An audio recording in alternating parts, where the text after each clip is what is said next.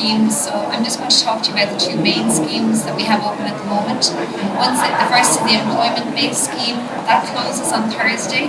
There's another similar scheme which opens on the 9th of March, and that's the Enterprise Partnership Scheme. Both of those schemes come under some of the strategies that underpin the IRC. So one of those is the Action Plan for Jobs and also Innovation 2020.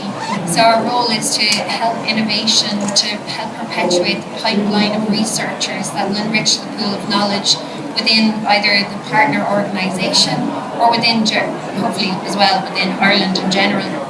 So we've been doing this for over 10 years, and at the moment we have 320 live partners. So that means that they have awardees who are currently conducting research with our support.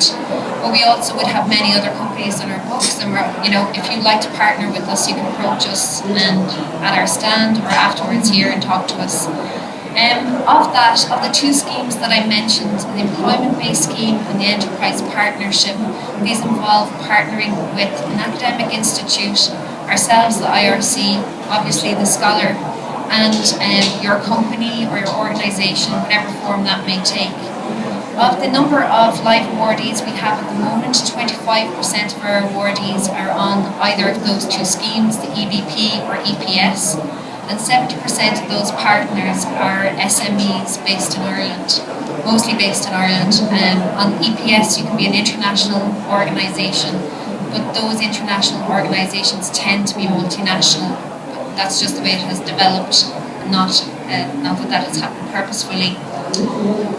Of that, if you are an SME that's looking to get into the pipeline, you have perhaps an innovation voucher and you're looking for what to do next, either of these two schemes could be suitable for you to begin conducting research in a more consolidated way in your organisation. Or, as Jennifer is testament to, we also have large multinationals such as Intel who've partnered with us for quite some time.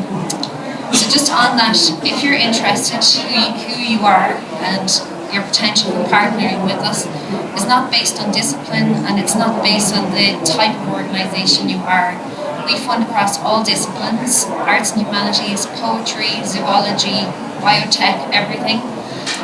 Also, you can be an NGO, charity, any type of SME or multinational. As long as you can support a scholar both intellectually in your environment, and there's a financial contribution as well, and that scholar's application passes the application process, then you are deemed a suitable partner. So with the spirit of today, it's a bit like the perfect marriage or perfect love match anyway. So this is what it looks like. We have two schemes. EBP, as I mentioned, that's closing on Thursday, but it will open again at the end of December and into 2018. And then EPS is the Enterprise Partnership Scheme. That will open on the 9th of March. If you're not quite ready now, it will open again around March 2018. On EPS, the Enterprise Partnership Scheme, the format is that the scholar spends 70% of their time in an academic institute and 30% of their time with the company. So they're getting the guidance from the company and also the more intense academic experience. On the EBP, the scholar is a full-time employee of the company, and they spend the majority of their time there and 30% with the academic institution. So likewise, there's a lot of exchange of knowledge, exchange of facilities and so on, so that the scholar is getting the best of both worlds. Both EPS and EBP require 1/3 financial commitment from the company. So on EBP and EPS for a postgrad, that's about 8,000 a year. For an EPS postdoc, that will be about 15,000 a year, and postdoc is only available on EPS. It's open to SMEs, MNEs, the whole lot, everyone. One major difference that helps companies to decide which is the right scheme for them is that on EBP, the intellectual property belongs to the company, with some negotiation around added foreground value and so on. On EPS, the intellectual property belongs to the academic institute, And likewise, there can be negotiation there around background and added foreground value based on background value. So it's a bit of a tongue twister there, but if you're familiar with those formats or unfamiliar with them, we can help you out. We work a lot with KTI, who also help us out, so we can liaise with you on those. So the funding that's available, no student will go wild on this, but they will survive off it while having the beginnings of their research career. So a postgraduate scholar receives 24,000 per year with a 16,000 euro stipend, 2,250 research budget per year, and then we also pay the university fees. Likewise, a postdoc is 45,000 with 15,000 contribution from the EPS partner. So I think it was Damien there at the beginning, or sorry, you mentioned process and commitment and so on.